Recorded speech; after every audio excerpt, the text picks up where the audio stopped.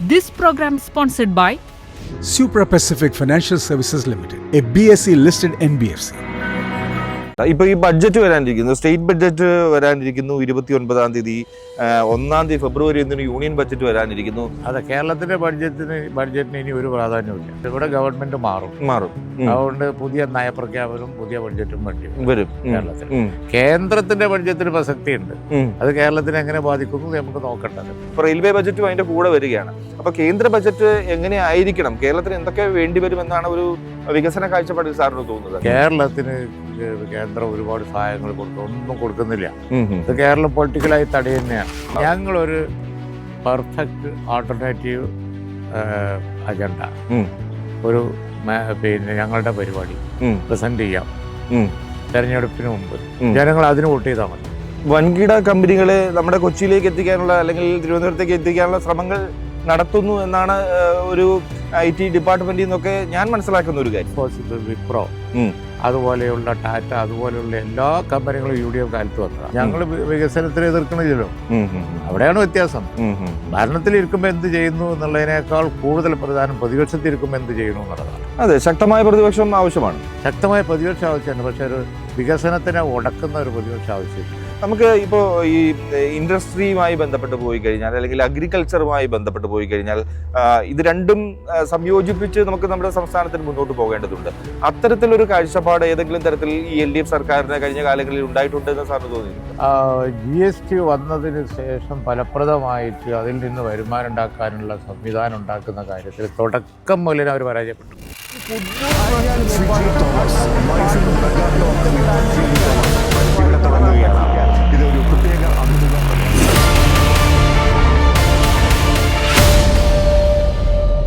Hi, നമസ്കാരം. Supra Pacific financial services limited MyFin mega talk with Fiji Thomas പുതിയൊരു അധ്യായത്തിലേക്ക് സ്വാഗതം. നമുക്കറിയാം, സംസ്ഥാനം പുതിയൊരു നിയമസഭാ തെരഞ്ഞെടുപ്പിനെ നേരിടാൻ പോവുകയാണ്.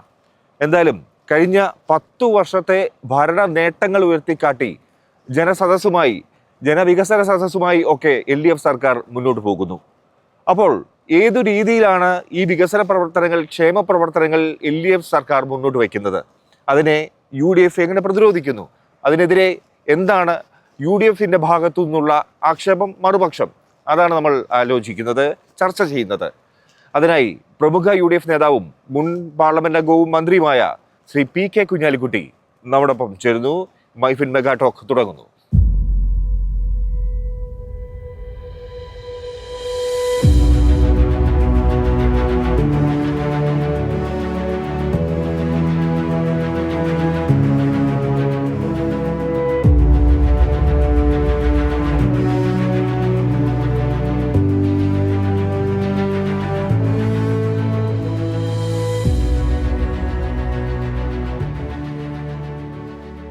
സാർ, മൈഫിൻ മെഗാ ടോക്കിലേക്ക് സ്വാഗതം. സാർ, ഒരു നിയമസഭാ തെരഞ്ഞെടുപ്പ് അടുത്തെത്തി നിൽക്കുകയാണ്. എന്തായാലും ഇപ്പോൾ LDF സർക്കാർ അവർ വീണ്ടും ഒരു തുടർച്ച ആഗ്രഹിക്കുന്നുണ്ടാവും. UDF കുതിച്ചുചാട്ടം, UDF തിരിച്ച് വീണ്ടും അധികാരത്തിലേക്ക് എത്താനുള്ള ഒരു ശ്രമം നടത്തുകയാണ്. ഇപ്പോൾ മനസ്സിലാക്കാൻ കഴിയുന്നത്, നമ്മളിപ്പോൾ നമ്മുടെ ഒരു ചാനൽ ബിസിനസ് ആൻഡ് ഡെവലപ്മെന്റ് കൈകാര്യം ചെയ്യുന്ന ഒരു ചാനലാണ്. ഫിനാൻസ് ചെയ്യുന്നു, ബിസിനസ് ചെയ്യുന്നു. അപ്പോൾ അതുകൊണ്ട് തന്നെ നമുക്ക് ആ വിഷയത്തിലാണ് നമ്മുടെ ഒരു സംസാരം പോകുന്നത്. തീർച്ചയായിട്ടും ഇപ്പോൾ LDF മുന്നോട്ട് വയ്ക്കുന്ന അവർ വികസന കാര്യത്തിൽ അവർ വളരെ മുന്നോട്ട് പോയി എന്ന് അവർ അവകാശപ്പെടുന്നുണ്ട്. വികസന സദസ്സുകൾ സംഘടിപ്പിക്കുന്നു, അവർ ചെയ്ത കാര്യങ്ങൾ വിളിച്ചു പറയുന്നു, ജനങ്ങളുടെ നിന്ന് അഭിപ്രായം സ്വീകരിക്കുന്നു. അത്തരത്തിൽ ഇതിനെയൊക്കെ എങ്ങനെയാണ് UDF നോക്കിക്കാണുന്നത്? എങ്ങനെയാണ്? അല്ല, അവരാഗ്രഹിക്കുന്നുണ്ട്. ആഗ്രഹം ആർക്കും ആവാം. പക്ഷേ വിജയം UDFനായിരിക്കും എന്ന് കണ്ടിന്യൂസ് ആയി നടന്ന തെരഞ്ഞെടുപ്പുകൾ തെളിയിക്കുന്നുണ്ട്. അതിലും വലിയ ഉറപ്പ് പിന്നെന്താ വേണ്ടേ? എല്ലാ ഉപതെരഞ്ഞെടുപ്പും പാർലമെൻറ്റ് തെരഞ്ഞെടുപ്പും UDFന് സാധാരണഗതിയിൽ ഏറ്റവും മോശമാവേണ്ടിയിരുന്ന പഞ്ചായത്ത് തെരഞ്ഞെടുപ്പും UDF ജയിച്ചു. അപ്പൊ അസംബ്ലി തെരഞ്ഞെടുപ്പ് UDFനെ സംബന്ധിച്ചിടത്തോളം ഈ ആന്റി ഇൻകുബൻസി ഇത്ര നിൽക്കുന്ന കാലത്ത് ഉറപ്പാണ് എന്നുള്ള കാര്യത്തിൽ യാതൊരു സംശയമില്ല. വളരെ കൺവിൻസിങ് ആയിട്ടുള്ള ഒരു പൊസിഷനാണ് അത്. അടുത്തത് UDF ആണ്. LDF ആഗ്രഹിച്ചിട്ട് കാര്യമില്ല, അത് അവർക്കും അറിയാം. UDF പഴയ പൊസിഷനിലേക്ക് തിരിച്ചു വന്നു. മലബാറിലും മധ്യ തിരുവിതാംകൂറിലും ഒക്കെ തെളിയിക്കുകയും ചെയ്തു. മാത്രമല്ല UDF ഒരിക്കലും ഇത്ര റിസൾട്ട് പ്രതീക്ഷിക്കാത്ത കൊല്ലം, തിരുവനന്തപുരം എല്ലാ സ്ഥലത്തും വലിയ റിസൾട്ടായി കവർ ചെയ്തു. അപ്പോൾ UDF അധികാരത്തിൽ വരും. പിന്നെ LDF ആഗ്രഹിക്കുകയും ഇപ്പം ചെയ്തുകൊണ്ടിരിക്കുന്ന കാര്യങ്ങളെക്കുറിച്ചാണ് ചോദ്യം. അതായത് വികസന സദസ്സ് സംഘടിപ്പിക്കുന്നു. എപ്പോൾ? പോവാൻ നേരത്ത് 10 കൊല്ലം കഴിഞ്ഞ് പോവാൻ നേരത്ത് അഭിപ്രായം ചോദിക്കുന്നു. അപ്പോഴാണ് അഭിപ്രായം ചോദിക്കുന്നത്. ഞങ്ങൾ വന്നാൽ എന്ത് ചെയ്യണം? തമാശ അല്ലേ അത് ജനങ്ങൾ വെറും തമാശയായിട്ട് എടുത്തിട്ടുള്ളൂ. മാത്രമല്ല ഇപ്പൊ കൊടുക്കുന്ന ഓഫർ ഉണ്ടല്ലോ 2500, 3000 പെൻഷൻ എന്നൊക്കെ പറയും. അത് ഞങ്ങൾക്ക് മാനിഫെസ്റ്റോയിൽ എത്ര വേണമെങ്കിലും പറയാം. അതേപോലെ ഉള്ള പിന്നെ ഒരു പറച്ചിൽ മാത്രമാണ്. അപ്പോൾ പിന്നെ അതൊന്നും ഒട്ടും ആളുകൾ ഒരു തമാശ അല്ലെങ്കിൽ ഇവരിത് ചെയ്യൂല എന്ന് ഉറപ്പാണ് എന്നുള്ള നിലയ്ക്ക് ആളുകൾ കാണുള്ളൂ. അവരെ കൊണ്ട് കഴിയില്ല. അത് അവർ 10 കൊല്ലം കൊണ്ട് തെളിയിച്ച്. ഞാൻ തിരിച്ചു ചോദിക്കട്ടെ, എന്ത് ലാൻഡ്മാർക്കാണ് അവർക്ക് ഈ 10 കൊല്ലത്തിന്റെ ഉള്ളിൽ കേരളത്തിലുള്ളത്? അവർ അവകാശപ്പെടുന്നത് ഇപ്പോൾ ചെറുതെങ്കിലും വാട്ടർ മെട്രോ പോലെയുള്ള കാര്യങ്ങളുണ്ട്, അടിസ്ഥാന മേഖലയിൽ, അല്ലെങ്കിൽ ക്ഷേമ പെൻഷൻ വർദ്ധിപ്പിച്ചു കൊടുത്തു എന്നുള്ള കാര്യങ്ങളൊക്കെയാണ് അവർ അവകാശപ്പെടുന്നത്. അതാണ് ഞാൻ പറഞ്ഞത്. ക്ഷേമ പെൻഷൻ 10 വർഷം കഴിഞ്ഞതിന് ശേഷം പോവാൻ നേരത്ത് കുറച്ച് വർദ്ധിപ്പിച്ച് കൊടുക്കുകയും പറയുകയും ചെയ്തു എന്നല്ലാതെ 10 കൊല്ലം ഇരുന്നപ്പോൾ ചെയ്തോ? ആ കാലഘട്ടങ്ങളിൽ ഇതൊക്കെ ചെയ്തോ? അതാണ് പ്രശ്നം. വാട്ടർ മെട്രോ ഒക്കെ ഇപ്പൊ അടുത്ത കാലത്ത് ഉണ്ടായ ഒരു സംഗതിയല്ലേ. അത് പിന്നെ ഒരു 2 പിന്നെ ബോട്ട് ഓടിച്ചു എന്ന് വിചാരിച്ചു അതാണോ 10 കൊല്ലത്തെ അച്ചീവ്മെന്റ്? ഞാൻ ചോദിക്കട്ടെ, UDF ഗവൺമെന്റിന്റെ ലാൻഡ്മാർക്ക് സംസ്ഥാനത്ത് ഞങ്ങൾക്ക് ചൂണ്ടിക്കാണിക്കാൻ കഴിയുമല്ലോ. കൊച്ചി എയർപോർട്ട് അതായത് തീർച്ചയായും കൊച്ചി മെട്രോ അതാ നിൽക്കുന്നു.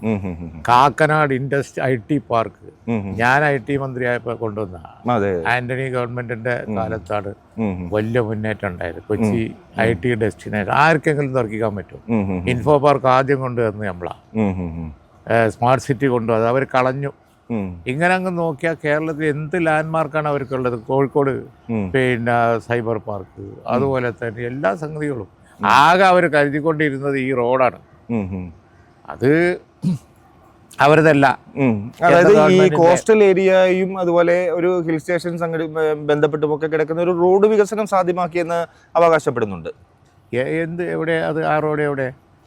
അവർ ഈ റോഡ് എന്ന് പറയുന്നതല്ലാതെ കോസ്റ്റൽ അതുപോലെ തന്നെ ഹൈവേ എന്നൊക്കെ പറയുന്നത് ഇതൊക്കെ എവിടെ? 10 വർഷം കിട്ടിയില്ല അവർ. അതെ. ഏതാ അവർ പൂർത്തിയാക്കിയത്? കുറച്ച് തീരെയില്ലാതെ MLA-മാർ വളരെ സജീവമായി നിൽക്കുന്നിടത്ത്, ഫണ്ട് കിട്ടിയെടുത്ത് പിന്നെ എന്നുള്ള സ്ഥലത്തൊക്കെ കുറച്ച് റോഡ് വരാണ്ടിരിക്കുമോ? അങ്ങനെ എൻ്റെ മണ്ഡലത്തിൽ വന്ന് നോക്ക്, മുഴുവൻ 1 ഇഞ്ച് റബ്ബറൈസ്ഡ് റോഡല്ലാതെ എൻ്റെ മണ്ഡലത്തിൽ ഉമ്മൻചാണ്ടി ഗവൺമെൻറ്റിൻ്റെ കാലത്ത് പ്രധാനമായി ചെയ്ത റോഡുകൾ അവിടെ ഉള്ളത്. പിന്നെ കുറച്ച് ഈ 10 വർഷത്തിനുള്ളിൽ MLA എന്നുള്ളവർക്ക് ഗവൺമെൻറ് എനിക്ക് അനുവദിച്ചു തന്ന അത് സ്വാഭാവികമായി നടക്കുന്ന കാര്യങ്ങളല്ലേ. അതല്ലാതെ ഒരു ലാൻഡ്മാർക്കില്ല. അതായത് ഇപ്പൊ നമുക്ക് അടയാളമില്ല കേരളത്തിൽ. അവർക്കൊരു അടയാളമില്ല, അടയാളപ്പെടുത്തിയിട്ടില്ല.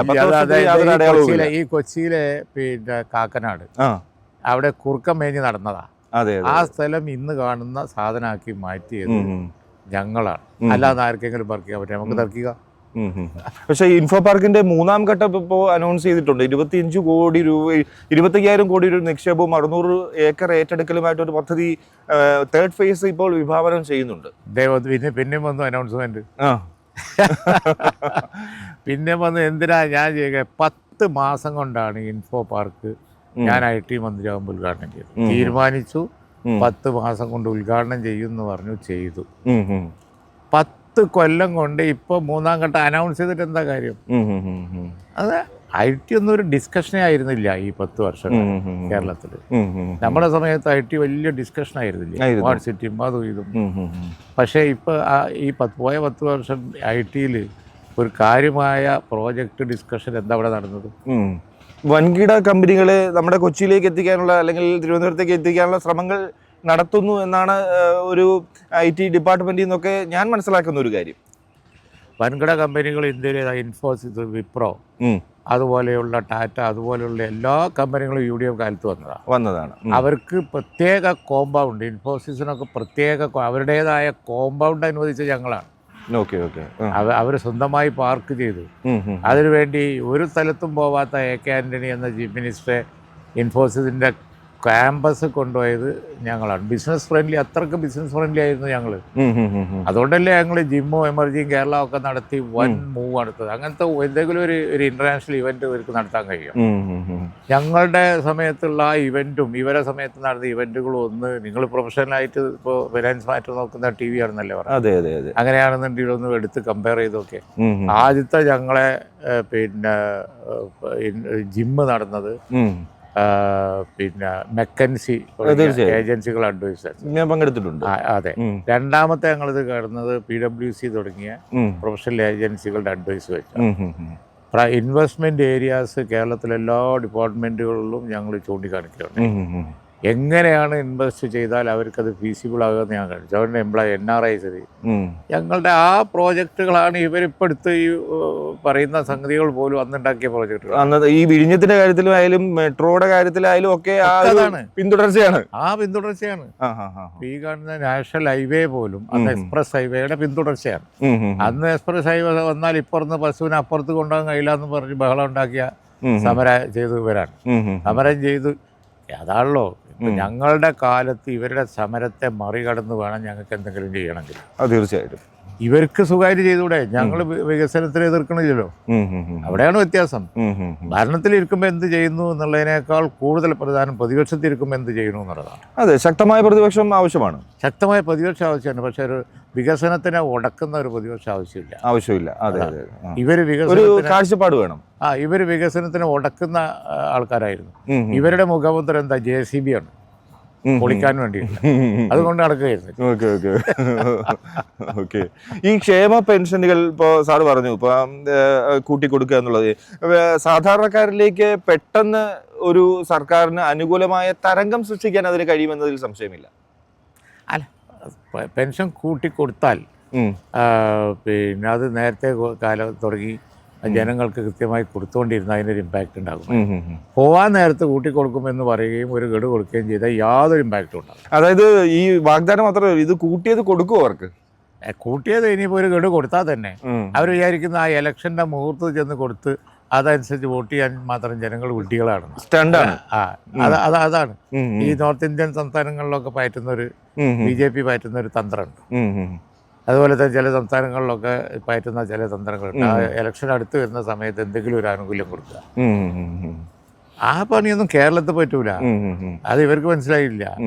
ഇത് ഞങ്ങളുടെ അവകാശമാണെന്ന് കരുതുന്നവരാണ് കേരളത്തിലുള്ളത്. തീർച്ചയായും മറ്റു സംസ്ഥാനങ്ങളും മറ്റു രാജ്യങ്ങളും ഒക്കെ പരിശോധിച്ചാൽ ഇത്തരത്തിൽ ക്ഷേമ പെൻഷനും ഒക്കെ നൽകുന്നുണ്ട്. സ്ത്രീകൾക്കും കുട്ടികൾക്കും എല്ലാം തരംതിരിച്ച് ഇവർ കൊടുക്കുന്നുണ്ട് എന്നാണ് അവകാശവാദം. നമുക്ക് ഇപ്പോൾ ഈ ഇൻഡസ്ട്രിയുമായി ബന്ധപ്പെട്ട് പോയി കഴിഞ്ഞാൽ അല്ലെങ്കിൽ അഗ്രികൾച്ചറുമായി ബന്ധപ്പെട്ട് പോയി കഴിഞ്ഞാൽ ഇത് രണ്ടും സംയോജിപ്പിച്ച് നമുക്ക് നമ്മുടെ സംസ്ഥാനത്തിന് മുന്നോട്ട് പോകേണ്ടതുണ്ട്. അത്തരത്തിലൊരു കാഴ്ചപ്പാട് ഏതെങ്കിലും തരത്തിൽ ഈ LDF സർക്കാരിന് കഴിഞ്ഞ കാലങ്ങളിൽ ഉണ്ടായിട്ടുണ്ട് എന്ന് സാറിന് തോന്നിയിട്ടുണ്ടോ? അവർക്കുണ്ടായിട്ടില്ല. കാരണം ഞങ്ങളെ കാലത്ത് ഞങ്ങൾ പിന്നെ ഇൻഡസ്ട്രിയും അഗ്രികൾച്ചറും തമ്മിൽ ബന്ധപ്പെടുത്താൻ നോക്കി. ഇൻഡസ്ട്രിയും അഗ്രികൾച്ചറും തമ്മിൽ ബന്ധപ്പെടുത്തണം. അഗ്രികൾച്ചർ പ്രോഡക്ട്സ് ഒക്കെ വാല്യൂ അഡീഷൻ വേണം. വാല്യൂ അഡീഷൻ വന്നാലല്ലാതെ കർഷകർക്ക് മുതലാകാൻ പോകുന്നില്ല. ടെക്നോളജി ഇതിൽ രണ്ടും കണക്റ്റഡ് ആണ്. വാല്യൂ അഡീഷൻ ചെയ്തിട്ട് വിറ്റാലല്ലാതെ കർഷകർക്ക് മുതലാകാൻ പോകില്ല. ഞാനൊരു കർഷകനാണ്. അത് ഉണ്ടാക്കി വിറ്റ് കഴിഞ്ഞാൽ എത്ര പൈസ കിട്ടും എന്നുള്ളത് ഇപ്പോൾ നമുക്കറിയാം. അത് കൃഷിയുടെ മഹത്വം കൊണ്ടും അതിന്റെ രസത്തിനും നമ്മൾ ചെയ്യുക എന്നല്ലാതെ അതിൽ നിന്ന് വരുമാനം ഉണ്ടാക്കി പിന്നെ അതിലങ്ങ് മുഴുകിയുള്ളത് കൊണ്ട് ജീവിക്കുന്ന ഒരു രീതി കൊണ്ട് പറ്റുമെന്നല്ലാതെ ഒരു പിന്നെ എന്താ പറയുക, ഒരു പുരോഗതി ആഗ്രഹിക്കുന്ന, ഒരു ജീവിതത്തിലൊരു അഭിവൃദ്ധി ആഗ്രഹിക്കുന്ന തരത്തിൽ പോകണം കൃഷി എന്നുണ്ടെങ്കിൽ ഇന്ന് വാല്യൂ അഡീഷൻ വേണം. വാല്യൂ അഡീഷൻ കൊണ്ടാണ് ലോകം കൃഷിയിൽ പണം ഉണ്ടാക്കുന്നത്. പക്ഷേ കേരളത്തിൽ അത് ഇവർ ട്രൈ ചെയ്തിട്ടില്ല. അതായത് വ്യവസായത്തിലായാലും കൃഷിയിലായാലും പരമ്പരാഗതത്തിൽ നിന്ന് മാറി നടക്കണം, ഹൈടെക്കിലേക്ക് വരണം. ഞാൻ എൻ്റെ സമയത്ത് കിൻഫ്ര പാർക്കുകൾ ഉണ്ടാക്കിയിട്ട് പാർക്കുകളിൽ മുഴുവൻ food products agriculture based industry ഉണ്ടാക്കി. അതിനായിട്ട് പാർക്കുകൾ ഉണ്ടാക്കി. അതൊക്കെ ഞങ്ങളുണ്ടാക്കിയത് ആണ് ഇപ്പം ഇന്ന് കേരളത്തിലുള്ളത്. ഫുഡ് പ്രോസസ്സിംഗ് പാർക്ക്, ഞാൻ മറ്റേ കാക്കഞ്ചേരി ഫുഡ് പ്രോസസ്സിംഗ് പാർക്ക് വലിയ പ്രോജക്റ്റ് ഞങ്ങൾ 5 കൊല്ലം കൊണ്ട് പൂർത്തിയാക്കി. അന്നത്തെ ഇന്ത്യൻ പ്രസിഡന്റിനെ കൊണ്ടുവന്ന് ഉദ്ഘാടനം. എന്താ കാരണം? അവിടെയൊക്കെ ഉള്ള പല പലഹാരങ്ങൾ അതുപോലെ ഫുഡ് പ്രോഡക്ട്സ് ഉണ്ടാക്കാൻ ഇന്റർനാഷണലി മാർക്കറ്റ് ചെയ്യാൻ പറ്റും. അതിനുള്ള ഇൻക്യുബൻസി പിന്നെ ഇൻക്യുബേറ്റർ പിന്നെ അതിനുള്ള പിന്നെ സംവിധാനങ്ങൾ ഒക്കെ ഉണ്ടാക്കി അതൊക്കെ വെച്ച് പൊതു സൗകര്യങ്ങൾ ചെയ്തു കൊടുത്ത് അത് വളരെ സക്സസ്ഫുൾ ആയിട്ട് അവിടെ പോയി നോക്കും. ഇപ്പോഴും വളരെ സക്സസ്ഫുൾ ആയിട്ടാണ് അതിനകത്തുള്ള ഫുഡ് പ്രോസസ്സിങ് പ്രോജക്റ്റുകൾ നടക്കുന്നത് മുഴുവൻ. അതുപോലെ കേരളത്തിൽ ഏത് അഗ്രികൾച്ചർ പ്രോഡക്റ്റാ വാല്യൂ ആഡ് ചെയ്ത് വീണ്ടും വെക്കാൻ കഴിയാത്തതായിട്ടുള്ളത് എല്ലാം വേണ്ടതാ.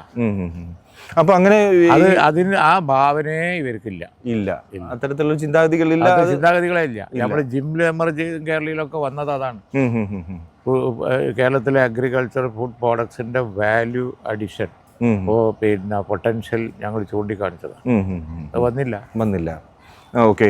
ഇപ്പോൾ സർക്കാർ പറയുന്നത് ഞങ്ങൾ അഴിമതി വിരുദ്ധരാണെന്ന് പറയുന്നു. ഇപ്പോൾ സാറ് പറഞ്ഞു വലിയൊരു ഡെവലപ്മെന്റ് കാര്യങ്ങളിലേക്ക് ഒട്ടും മുന്നോട്ട് പോയിട്ടില്ല എന്ന് പറയുമ്പോഴും ഒരു സൈഡിൽ ഒരുപക്ഷെ അവർക്ക് പറയാൻ സാധിക്കും അഴിമതി കാര്യത്തിൽ ഞങ്ങൾ ഒട്ടുമില്ല എന്ന് പറയുന്നതിനോട് സാർ ഏതെങ്കിലും തരത്തിൽ യോജിക്കും? അവരുടെ അത്തരത്തിൽ അവകാശവാദം എങ്ങനെയാണ് കണക്കിലെടുക്കുക? ചെറിയ അഴിമതിയും ആരോപണവും അതും ഇതും ഒക്കെ കേരളത്തിൽ പിന്നെ പതിവായിരുന്നു അപ്പുറപ്പുറം. പക്ഷെ ഇപ്പം നടന്ന ശബരിമല സ്വർണ്ണക്കൊള്ള പോലെ ഈ മാതിരി ചെയ്യുന്ന ആളുകൾ ഞങ്ങൾക്ക് അഴിമതി ഇല്ല എന്ന് പറഞ്ഞിട്ട് വല്ല കാര്യമുണ്ട്? കൊള്ള നടത്തുന്നവർ അഴിമതി ഇല്ല എന്ന് പറഞ്ഞിട്ട് കാര്യമുണ്ട്? കൊള്ള നടത്തുന്നവർ അഴിമതി ഇല്ല ഞങ്ങളെ കയ്യിൽ എന്ന് പറഞ്ഞിട്ട് കാര്യമില്ലല്ലോ. അതൊന്നും ഒരു കാര്യമില്ല. വലിയ അഴിമതികൾ നടക്കുന്നുണ്ട്. അത് ഏത് കാലത്തേക്കാളും കൂടുതലുമായിരുന്നു. നമുക്ക് ഒരു സംസ്ഥാനത്തിന്റെ ഒരു ഇപ്പോൾ റവന്യൂ ഗ്രോത്ത് അത്തരത്തിലുള്ള വിഷയങ്ങളിൽ ടാക്സ് പിരിക്കുന്നത് കാര്യങ്ങൾ ഇതൊക്കെയാണല്ലോ ഒരു സാമ്പത്തിക അടിത്തറ എന്ന് പറയുന്ന ഒരു സംസ്ഥാനത്തിന്റെ. അക്കാര്യങ്ങളിൽ ഈ ഒരു LDF ഗവൺമെന്റ് സ്വീകരിക്കുന്ന ഒരു നിലപാട് ഇതൊക്കെ കൃത്യമായി ടാക്സ് പിരിക്കാനും അല്ലെങ്കിൽ അത്തരം കാര്യങ്ങൾ മുന്നോട്ട് കൊണ്ടുപോകാനും ഒക്കെ ഇത് വിദഗ്ധമായി കൊണ്ടുപോകാൻ ഈ സർക്കാരിന് കഴിയുന്നുണ്ടോ?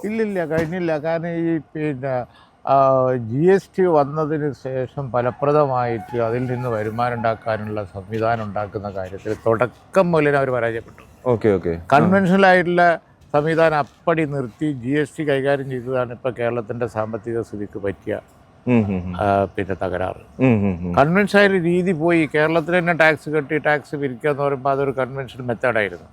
അതിൽ നിന്ന് പോയി GST വന്നതിന് ശേഷം പഴയ സംവിധാനം അപ്പടി അങ്ങനെ നിലനിർത്തി ഒന്നും പിരിക്കാതെ നിൽക്കുക അവർ ചെയ്തത്. പുതിയ സംവിധാനം ഉണ്ടാക്കി ഒരു റവന്യൂ ഗ്രോത്ത് ഉണ്ടാവുന്നില്ല. കേരളത്തിലാണ് ഏറ്റവും കൂടുതൽ GST പ്രയോജനപ്പെടേണ്ടിയിരുന്നത്. കാരണം ഈ പിന്നെ കച്ചവടത്തിൽ ട്രേഡ് ഉള്ളത് സംസ്ഥാനം കേരളമാണ്. പക്ഷെ കേരളത്തിനാണ് ഏറ്റവും കുറച്ച് GST കൊണ്ട് വരുമാനം കിട്ടി. അത് എഫിഷ്യൻസി കുറവ് തന്നെയല്ലേ.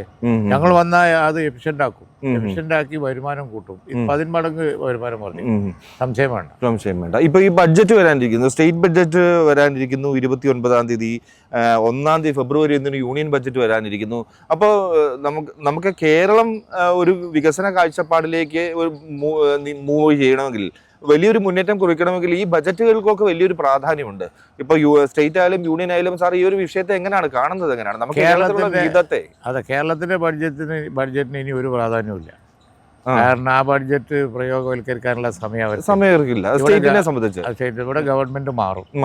അതുകൊണ്ട് പുതിയ നയപ്രഖ്യാപനവും പുതിയ ബഡ്ജറ്റും വരും കേരളത്തിൽ. കേന്ദ്രത്തിന്റെ ബഡ്ജറ്റിന് പ്രസക്തിയുണ്ട്. അത് കേരളത്തിനെ എങ്ങനെ ബാധിക്കുന്നു നമുക്ക് നോക്കേണ്ടത്. എന്തായാലും ഒരു ഇപ്പൊ യൂണിയൻ ബഡ്ജറ്റ് വരുമ്പോൾ ഇപ്പോഴും നമ്മൾ കേരളം പറയുന്നതാണ്, ഇപ്പൊ LDF സർക്കാരായാലും UDF സർക്കാരായാലും പറയും കേരളത്തിന് പ്രത്യേകമായ കാര്യങ്ങൾ അനുവദിച്ചു തരുന്നില്ല എന്നുള്ളതുണ്ട്. വളരെ സ്പെസിഫിക് ആയിട്ട് ഇപ്പോൾ എയിംസ് പോലെയുള്ള കാര്യങ്ങൾ അതുപോലുള്ള കാര്യങ്ങളുണ്ട്. ഒപ്പം കൃത്യമായ വിഹിതം കേരളത്തിന് ലഭിക്കുന്നില്ല. മറ്റു സ്റ്റേറ്റുകൾക്ക് പ്രഖ്യാപിക്കുന്ന കൂട്ടത്തിൽ എന്തെങ്കിലും തരംതിരിച്ച് കിട്ടിയാലായി എന്നുള്ളതാണ്. ഇപ്പോൾ റെയിൽവേ ബജറ്റും അതിൻ്റെ കൂടെ വരികയാണ്. അപ്പോൾ കേന്ദ്ര ബജറ്റ് എങ്ങനെയായിരിക്കണം, കേരളത്തിന് എന്തൊക്കെ വേണ്ടിവരുമെന്നാണ് ഒരു വികസന കാഴ്ചപ്പാടിൽ സാറിന് തോന്നുന്നത്? കേരളത്തിന് കേന്ദ്രം ഒരുപാട് വീതം വർദ്ധിപ്പിച്ച് കൊടുക്കേണ്ടതാണ്. കാരണം അർഹത പല നിലയിലും ഉണ്ട്. ഇന്ത്യയുടെ പിന്നെ എൻവയോൺമെന്റ് പ്രൊട്ടക്ഷൻ, ഇത്രയധികം വനം ഉള്ള ഇന്ത്യയുടെ ഈ വനം മുഴുവൻ നമ്മൾ റിസർവ് ചെയ്യുന്നത് എന്തിനാ? ലോകത്തിന്റെ സംരക്ഷണത്തിനാണ്. തീർച്ചയായും അത് ഇവിടുത്തെ പ്രകൃതി സംരക്ഷിക്കാൻ, അതുപോലെ തന്നെ ഇവിടുത്തെ പ്രത്യേക കാര്യങ്ങളിൽ ഒരുപാട് സംഗതികൾ വെച്ചിട്ട് കേരളത്തിന് കേന്ദ്രം ഒരുപാട് സഹായങ്ങൾ കൊടുക്കുക ഒന്നും കൊടുക്കുന്നില്ല. അത് കേരളം പൊളിറ്റിക്കലായി തടയുന്നതാണ്, അതിൽ സംശയമില്ല. അത് BJP വന്നാലേ കൊടുക്കുള്ളൂ എന്നുള്ളൊരു നിലപാടാണ് യഥാർത്ഥത്തിൽ അവർക്കുള്ളത്. വേറെ ആർക്കും കൊടുക്കൂല. അല്ല, BJP ഇപ്പം ശക്തമായി നോട്ടം ഇടുകയാണല്ലോ സംസ്ഥാനത്ത്. നമ്മുടെ കേരളത്തിലെ ജനങ്ങളുടെ ഒരു നിലപാടും വർഗീയ വിരുദ്ധ ആ ഒരു മുന്നേറ്റവും ഒക്കെയാണ് അതിനെ തടയിട്ട് നിൽക്കുന്നത്. കേരളത്തിൽ വലിയൊരു സംഭാവന അല്ലെങ്കിൽ ഒരു അലോക്കേഷൻ കൊടുത്ത് കൈപ്പിടിയിലാക്കാനുള്ള ശ്രമം കേന്ദ്രം നടത്തുമോ? അല്ല, അതൊക്കെ നടത്തി അത് പോകുന്നല്ല. ഇവിടുത്തെ ജനങ്ങൾ ബേസിക്കലി പിന്നെ വർഗീയ വിരുദ്ധം ആയതുകൊണ്ട് ഒരു കാലത്തും അവർക്ക് കേരളത്തെ മുഴുവനായി കിട്ടാൻ പോകുന്നില്ല. അവിടെയും ഇവിടെയൊക്കെ കുറച്ച് പോക്കറ്റിലൊക്കെ ചെറിയ സ്വാധീനം തിരുവനന്തപുരത്തൊക്കെ ഒരു പ്രതീക്ഷയായിട്ടുണ്ട്. അതെ, ഒന്നും പോയി നിൽക്കല്. തിരുവനന്തപുരത്ത് അവർക്ക് MLA ഉണ്ടായിരുന്നില്ല, പിന്നെ MLA ഇല്ലാതായില്ലേ. അതിലല്ലേ ഇപ്പോൾ കോർപ്പറേഷൻ ഉണ്ടായതിന് മുമ്പ് MLA ഉണ്ടായിരുന്നല്ലോ. MLA കേന്ദ്രമന്ത്രിയും ഒക്കെ ഉണ്ടായിരുന്നു. അത് പോയില്ലേ, അത് ഒന്നും പോയി നിൽക്കും, അത് കാര്യമൊന്നുമില്ല. അങ്ങനെയാണെങ്കിൽ നമുക്ക് അവസാന ഭാഗത്തേക്ക് എത്താം ഈ ഒരു ഇന്റർവ്യൂവിന്റെ. ഇപ്പോൾ UDF സർക്കാർ തീർച്ചയായും അസംബ്ലി തെരഞ്ഞെടുപ്പിനെ നേരിടുമ്പോൾ ഒരു പ്രകടന പത്രിക ഉണ്ടാവും, അത് തയ്യാറാക്കുകയായിരിക്കും ഓൾറെഡി. എന്തായാലും UDFന്റെ ഒരു കാഴ്ചപ്പാട് എങ്ങനെയാണ് ഈ ഒരു LDF സർക്കാരിന്റെ വികസന വിരുദ്ധ അല്ലെങ്കിൽ അതിനോട് ഒരു മുന്നേറ്റം കുറിക്കാത്ത നിലപാടിനെതിരെ പ്രവർത്തിക്കണം, ഒപ്പം UDFന്റെ വികസന കാഴ്ചപ്പാട് മുന്നോട്ട് വയ്ക്കുകയും വേണം. അങ്ങനെയാണെങ്കിൽ എന്തായിരിക്കും ജനങ്ങളോട് ഈ ഒരു വരുന്ന തെരഞ്ഞെടുപ്പ് മുന്നിൽ കണ്ട് പറയാനുണ്ടാവുക? ഞങ്ങളൊരു പെർഫെക്റ്റ് ആൾട്ടർനേറ്റീവ് അജണ്ട, ഒരു പിന്നെ ഞങ്ങളുടെ പരിപാടി പ്രസന്റ് ചെയ്യാം തെരഞ്ഞെടുപ്പിന് മുമ്പ്. ജനങ്ങൾ അതിന് വോട്ട് ചെയ്താൽ മതി. ഇതന്നെ ഞങ്ങൾക്ക് പറയാനുള്ളത്. അതിൽ മലയോര കർഷകരുടെ പ്രോബ്ലം ഞാൻ ഉദാഹരണം പറഞ്ഞു, തീരദേശ ജനതയുടെ പ്രോബ്ലം, മിഡിൽ ക്ലാസ്, അതുപോലെ തന്നെ ഇവിടുന്ന് പോയിക്കൊണ്ടിരിക്കുന്ന വിദ്യാർത്ഥികൾ, അതേപോലെ തന്നെ ഇവിടേക്ക് തിരിച്ചു വന്നുകൊണ്ടിരിക്കുന്ന NRIs, ഇങ്ങനെ ബേണിംഗ് ഇഷ്യൂസിന് മുഴുവൻ സൊല്യൂഷൻ ഉണ്ടാവും, ഒരു സംശയം വേണം. ഇനി വരാൻ പോകുന്ന പ്രതിപക്ഷം, ഞങ്ങൾ ഭരണകക്ഷിയാണെങ്കിൽ പിന്നെ വരാൻ പോകുന്ന പ്രതിപക്ഷം ഒന്ന് സഹകരിച്ച് തന്നാൽ മതി. കഴിഞ്ഞ കാലങ്ങളിലെ പോലെ വൻ അക്രമ സമരങ്ങളും നെഗറ്റീവ് അപ്രോച്ചും എടുക്കരുത്. അത് ഇല്ല എങ്കിൽ കേരളത്തിൻ്റെ ബേണിംഗ് പ്രോബ്ലംസ് ഞങ്ങൾക്ക് സോൾവ് ചെയ്യാൻ പറ്റും. ഇനി അവർ സമരം അങ്ങനെ നടത്തിയാലും ഞങ്ങൾ ചെയ്യൂലെന്ന് വേണ്ട.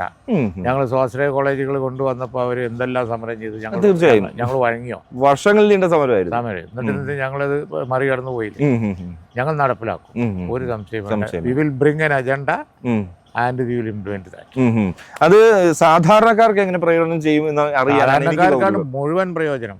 മടങ്ങിക്കൊണ്ടിരിക്കുന്ന NRIസിന്റെ മക്കൾ സാധാരണക്കാരല്ലേ ഇവിടെയുള്ള. കൂലിവേല ജീവിതകാലം മുഴുവൻ അവിടെ കൂലിവേല എടുത്തിട്ട് പിന്നെ വരികയാണ്. അവന്റെ മക്കളാണ് ഇവിടെ പഠിക്കാൻ പോലും യാതൊരു വഴിയില്ലാതെ നല്ല വിദ്യാഭ്യാസം കിട്ടാതെ നിൽക്കുന്നത്.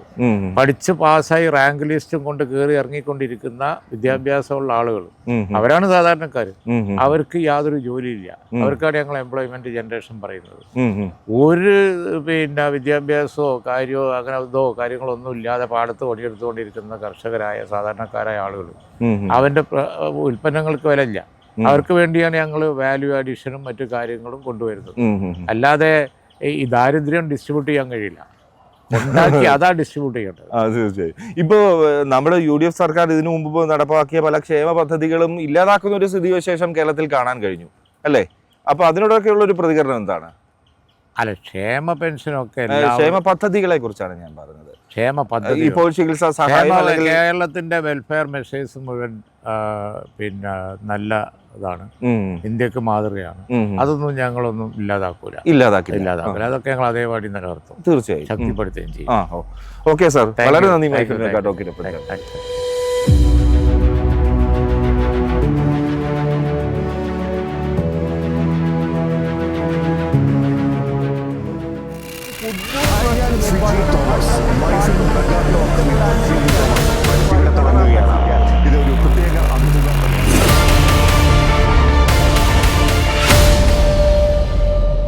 This program sponsored by Supra Pacific Financial Services Limited, a BSE listed NBFC.